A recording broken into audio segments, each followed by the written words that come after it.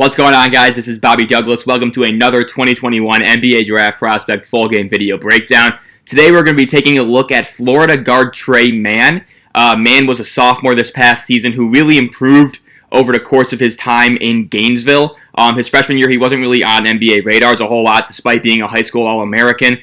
But his sophomore year, he really made a huge leap, and now he's considered by many, and probably most, to be a first-round prospect. And I've seen some guys have him in the lottery. Personally, I'm a little bit lower on him. I currently have him 28th on my big board, and I'll get to explaining that as the game unfolds. But this game we have, it's against Tennessee in the SEC tournament, and Mann's going to finish with 30 points.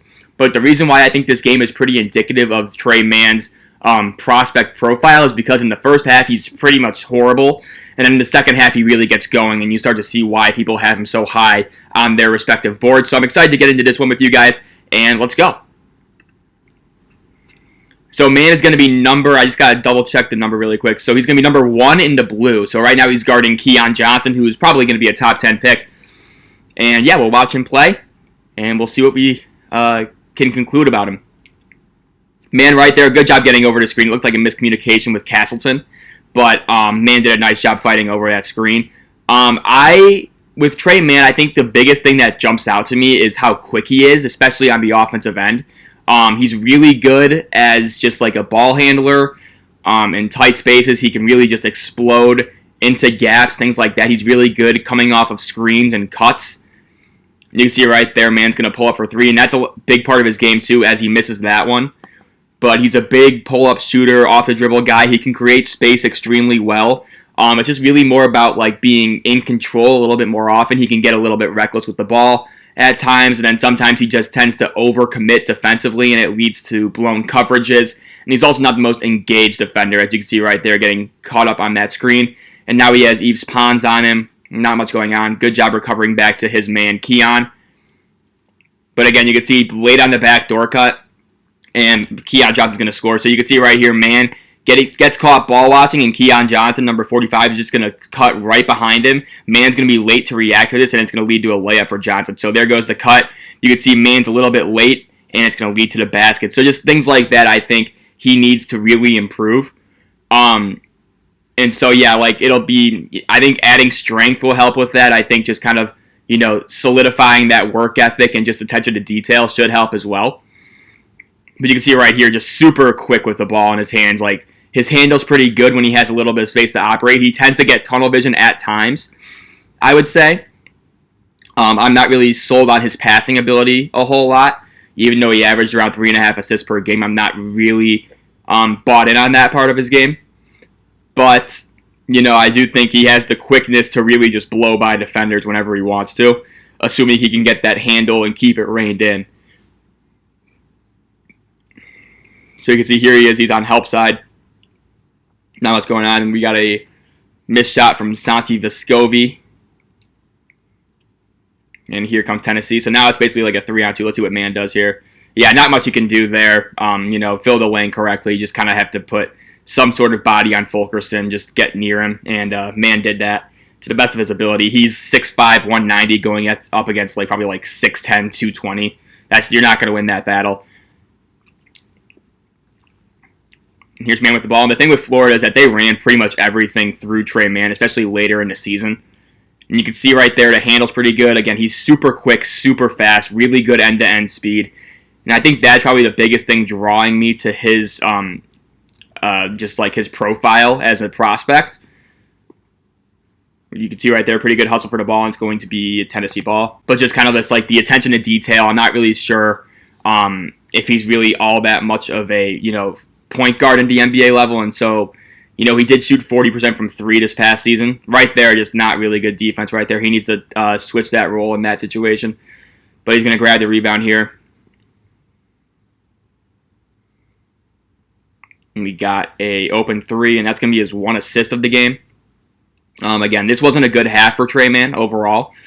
Second half, he really turns it up, though, and he has a barrage of 3-pointers in the last few minutes. That basically kept Florida in the game, although they lost by 12 or something like that.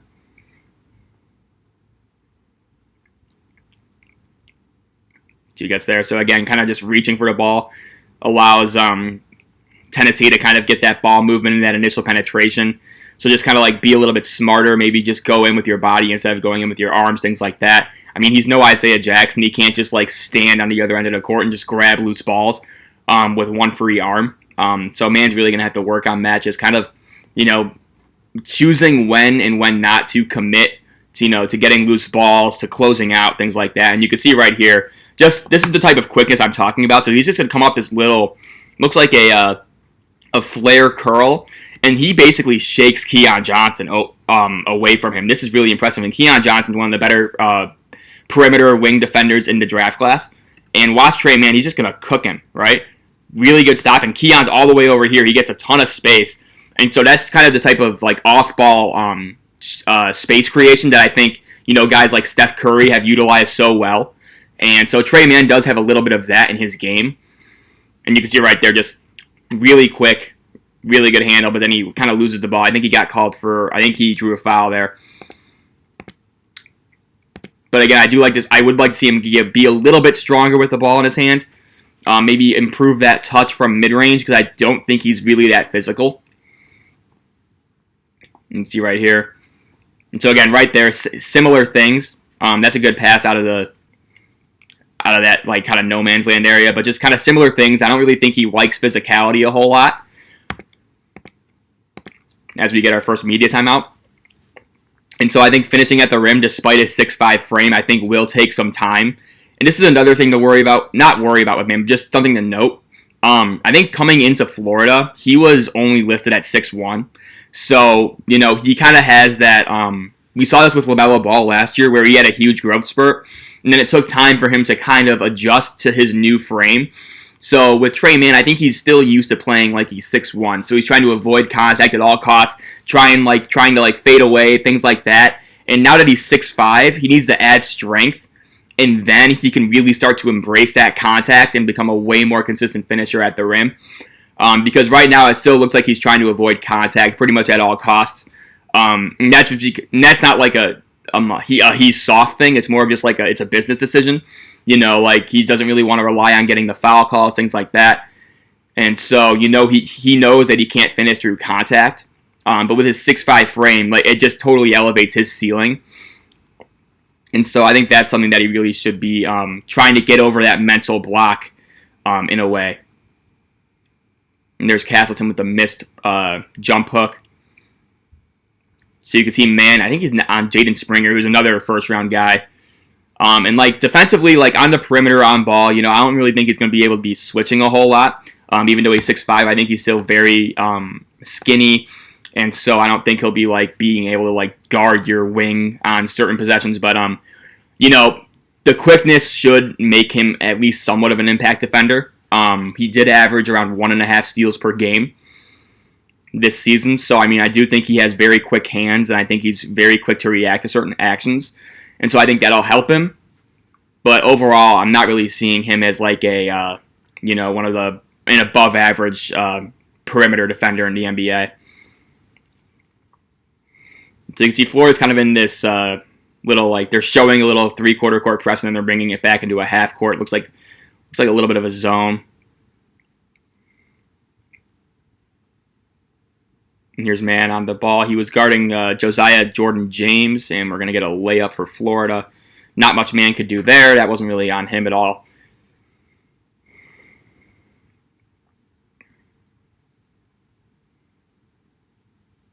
And so again, you can see Mann, sometimes I do think he over dribbles. And I think that's more of a product of like what he was asked to do at Florida. And I still think the growth that he showed from his freshman year to his sophomore year. His freshman year, he was basically unplayable. But you can see right there, he kind of forces that pass in there. It's not a bad read, but just kind of a lot of bodies, there's a big crowd around there. So maybe think twice about hitting that pass. Maybe as he sees this guy kind of being sucked in, maybe he kicks it out to Scotty Lewis for an open corner three. Things like that, even though number 5 for Tennessee, Josiah Jordan James, did a pretty nice job there, being in two places at once. But like his freshman year, I don't think he started. I don't think he was really playable. And this sophomore year, he just took a massive, massive leap. And so, I think NBA scouts are going to be kind of tantalized by that, that leap.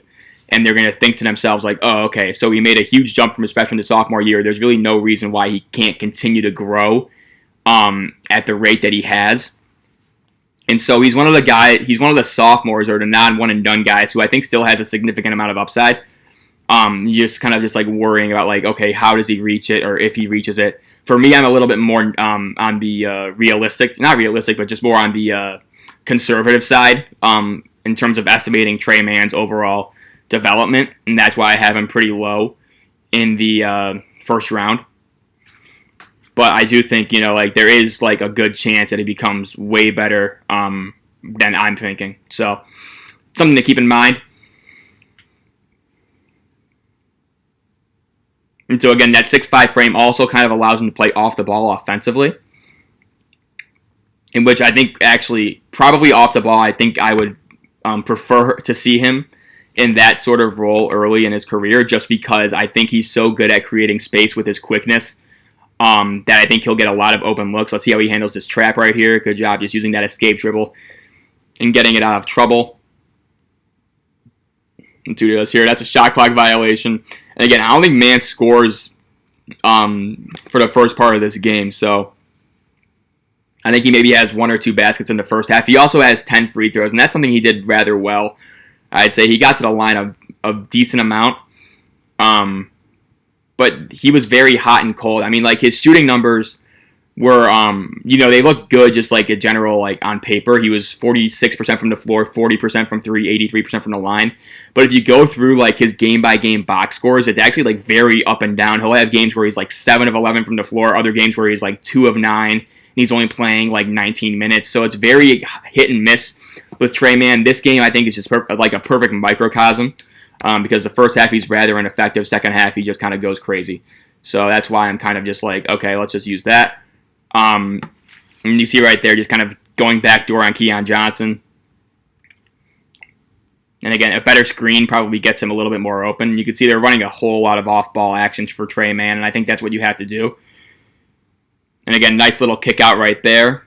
Not the most fluid or graceful passer, I would say. I think a lot of it is just, like, it looks like he has to work a little bit harder than like a Cade Cunningham or like a Jared Butler or someone like that to get some of these passes off. But I think he does see kind of like the basic reads at times, even though he still sometimes gets like tunnel vision, things like that.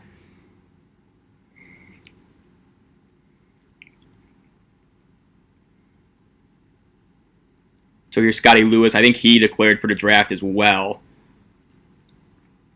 He's probably going to be like a top 80 guy, I would say. Roughly on my board, on my final board. That's going to be goaltending.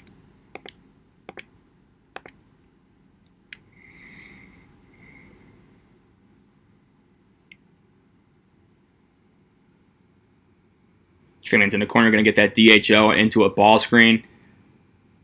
And so right there, again, like not really like, Tennessee's doing a very good job kind of cutting him off and preventing Tre Mann from getting to where he wants to go.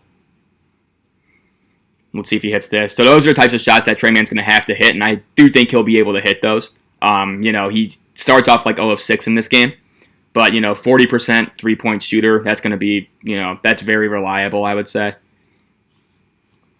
Even though his freshman year, he really wasn't that good of a shooter. Freshman year, I just think it took him like maybe a year to develop. If you kind of consider it like a redshirt year, I know like Mikal Bridges took a redshirt year when he was at Villanova. So if you consider that kind of like Tre Mann's developmental and you kind of just like ignore his first year and kind of just write it off and then focus on his sophomore year, you could definitely see why people are so high on him. I just think that there are some habits that he still needs to break in order to really be an effective pro. But, I think the shooting upside, I think the quickness, the self-creation and the off-ball creation, I think is going to be really, really, enticing to a lot of NBA teams looking to draft a guy like him. And so there are a lot of things to like. I'm just a little bit lower overall on him.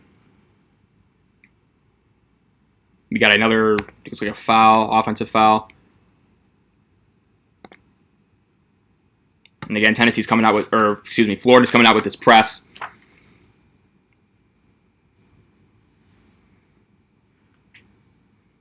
Now they're falling back into it looks like a man-to-man. Good job staying in front, and that's the type of thing too. So actually, if you go back, so Tre Mann's going to be a little bit right here. It's kind of hard to see, but he's going to actually bite on this shot fake, but his quickness and like just kind of like staying low to the ground allows him to recover, and it prevents the drive. So watch. So he kind of bites on that pump fake right there, but look at how he's able to recover. And so that quickness, we talk about how with Isaiah Jackson, right? We talked about how his length can kind of cover a lot of mistakes. It's the same kind of concept for Tre Mann, except instead of length, it's his quickness, right? So we saw it right there, which is a good example. Just, he bites on the pump fake, but it doesn't matter because he's so quick and he can stay in front of guys. So again, everybody's going to have their flaws. Part of it is just kind of like, how do you mask them? And so right there, that's got to be a finish right there. Yves Pons is one of the better shot blockers in the SEC, if not the country this past season. But, Tre Mann did a nice job getting to the rim. He just really couldn't finish. And again, he looked like he was worried about the guy behind him. And then right here, we'll see. So everyone trying to get back in transition. You can see Tre Mann trailing the play. And so nobody's covering Jaden Springer. It's just going to be a nice skip pass. And again, someone's got to be out there, whether it's Noah Locke or Tre Mann, but it's got to be somebody. And they just didn't really, they got lucky with that shot, though.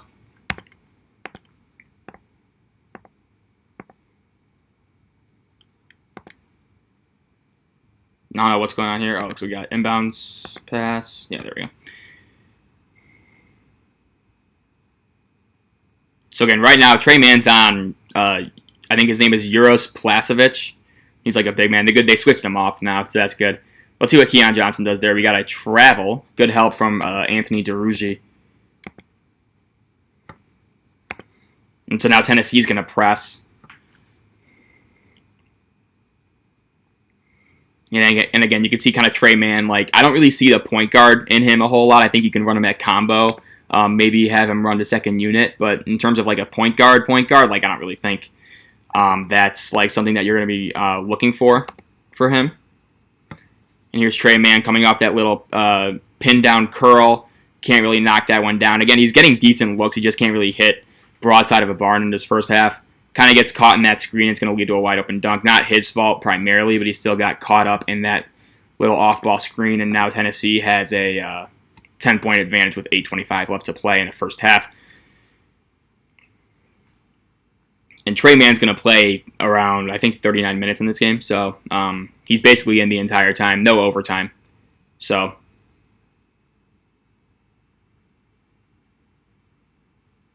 and again, right there, that's going to be a shot. And again, those are the types of shots again, he's not getting really lucky with those bounces and stuff like that. That was a pretty soft shot. You can tell by the way it hit the rim. He's just getting pretty unlucky. And so the law of averages kind of evens it out in the second half, especially with some of the shots he's able to knock down. So again, this is why it's like a good game. You see both sides of Tre Mann. Right there, nice job using that handle to avoid Keon Johnson and then get it out of his hands before he runs into too much trouble. And Castleton's going to finish with a nice post hook.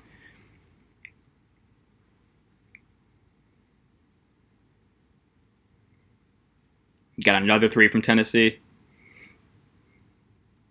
And here we go. So now Mann's running the show. Let's see what he does here. He's going to get a ball screen from Castleton. And again, like he should be able to attack Placevic right there. Vescovi did a nice job kind of stunting at Mann to prevent that drive. But again, if you get him in like a big guy, get him on a big guy in the pick and roll, like he should be able to just dice that every single time. Especially with more space in the NBA, obviously that's a huge factor. I mean, like you look at like what guys like Luka Doncic are doing in the playoffs. Obviously not to the degree of Luka, but just like Tre Mann kind of has that similar thing where he's able to just kind of get big men on an island and just being able to like kind of like cross them up, things like that. I should start calling these types of players like Ivica Zubac's like worst nightmare, just because that seems to be he's just like the guy that comes to mind. Whenever I'm thinking of those like big guys that just can't really handle switches very well. And again, with that shooting too and the quickness, like it makes the defender choose. And so having both of those traits, the shooting accuracy and the quickness really helps a whole lot. Right there, another bad closeout by Mann. And again, I think he's used to having his quickness kind of just overshadow like the lack of discipline. But, that'll change in the NBA, and so he needs to do a better job just kind of having choppy feet on those closeouts, staying low, because, he's not going to be the quickest guy in the NBA. He'll be up there, I think. But, there will be guys who know how to exploit that a little bit better than the Tennessee Volunteers do in this game. There's DeRusi just banging down low. We got a foul and one. And Mann, I believe, is out for a little bit right here, so I will skip ahead to 25-55.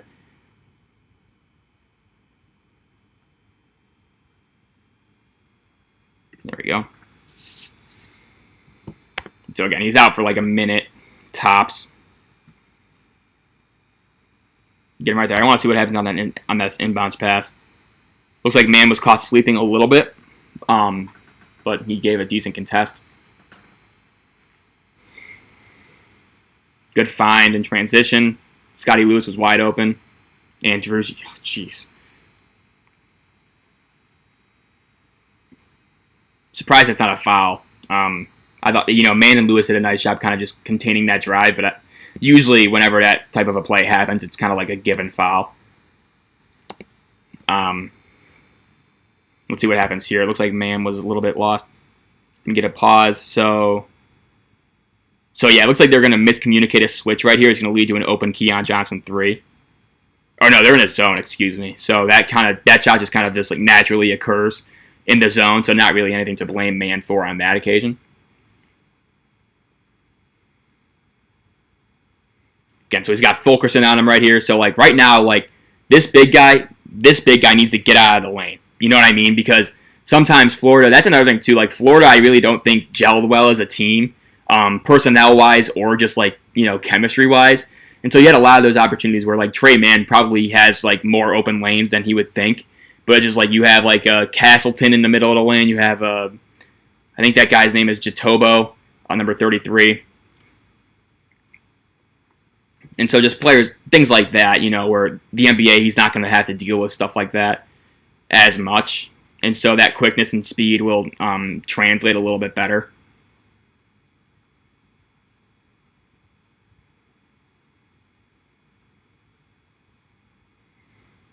Got the final 3.5 minutes of this first half.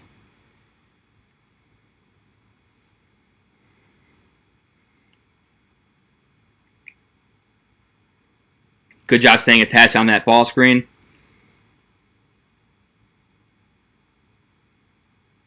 And again, nice box out by Tre Mann right there too. That time he actually was pretty aware. He noticed that Castleton was drawn over, so then he has to go and take the low man, which is Fulkerson, and he still puts a body into him and just disrupts him just enough, and that's a pretty nice floater as well.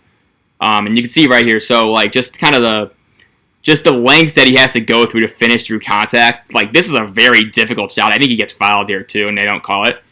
But that kind of worries me a little bit. I think he needs to get stronger. He's not the best athlete vertically, and so I think that might hurt him as well. And so there's just some concerns in that regard. That time he was trying to take that charge, which wasn't a bad read.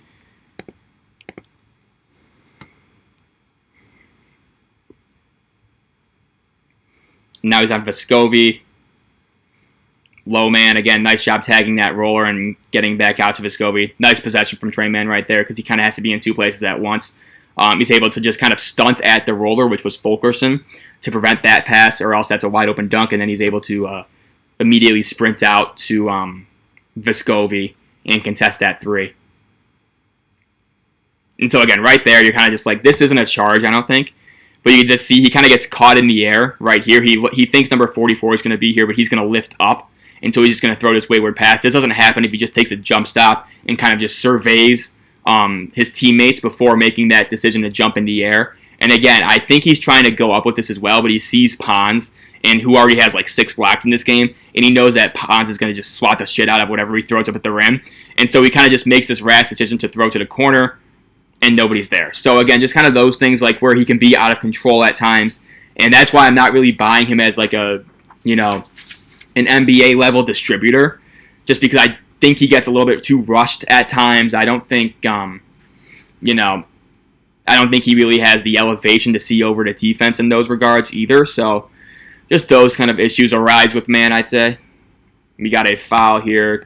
Surprisingly, I gotta say, like, in the games we've watched so far, like, the bonus has not really been a factor in either half for a lot of these games, which is a very good thing. Because there's nothing worse than having to skip through a bunch of free throws when you're trying to watch, you know, a certain player play. So again, right there you can see. So this is just like a little like technical thing. You know, it doesn't really impact a whole lot, but you can see man just kind of like looks like a dog chasing his tail here. So there's gonna be a drive, and you can see just right there, he's just kind of like turning around, like, oh, like just kind of turning around, where am I supposed to go? And then his man relocates and gets the three. And this is a bad stunt right here. Why would you leave Vescovi wide open? Pons does a nice job finding Vescovi, and you know, that just kind of just like, where the hell am I supposed to go? You know, again, it's a dog chasing the tail whenever they do the 360. You know, just kind of out in space, and you're just kind of like, ooh, you know. So just kind of those things. And that wasn't a really good possession for man in general, just because he did stunt at the ball, which I thought was unnecessary, and it left his man open for a three. And there's Scotty Lewis. Again, this Tennessee team defensively was such a monster. That's going to be another... Ooh, that could have been a charge. See, that one I thought was a little bit more charge-like, but... Again, what do I know? See, right there, man had an opportunity to go back door. I get that's kind of like a crowded area, but just those little spaces, I think he'll be able to open up, and that'll be really, really impactful for any team that drafts him. Because he can't get his own shot off the dribble. We haven't really seen that a whole lot in the first half. In the second half, we will, I promise. But just like having that kind of in your bag, I think is very, very helpful, especially for a younger NBA player. You see right there, Pons set a really good screen on man. Man couldn't get around it. I mean, I don't blame him for that. Yves Pons is probably one of the better, I don't even know who can get around that type of a screen.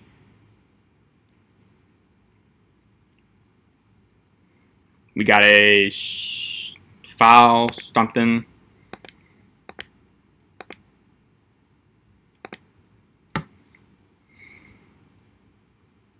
So again, pretty low scoring first half. Again, so right there, man's going to catch on fire. And so that's the type of off-the-dribble stuff he offers. Again, that wasn't really a great shot selection. I'm not really sure what he was trying to do. Maybe go 2 for 1, but it felt like a little bit early to do that. But whatever.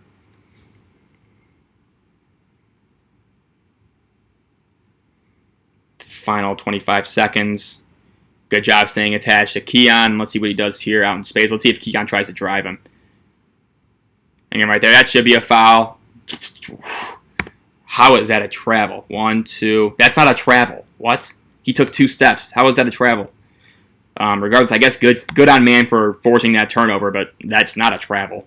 You know, and that's just, you know, one of those things. Man does a nice job kind of just like containing and kind of just like not allowing Keon to go where he wants to go. So overall, good possession, but that's still just like a really shitty call.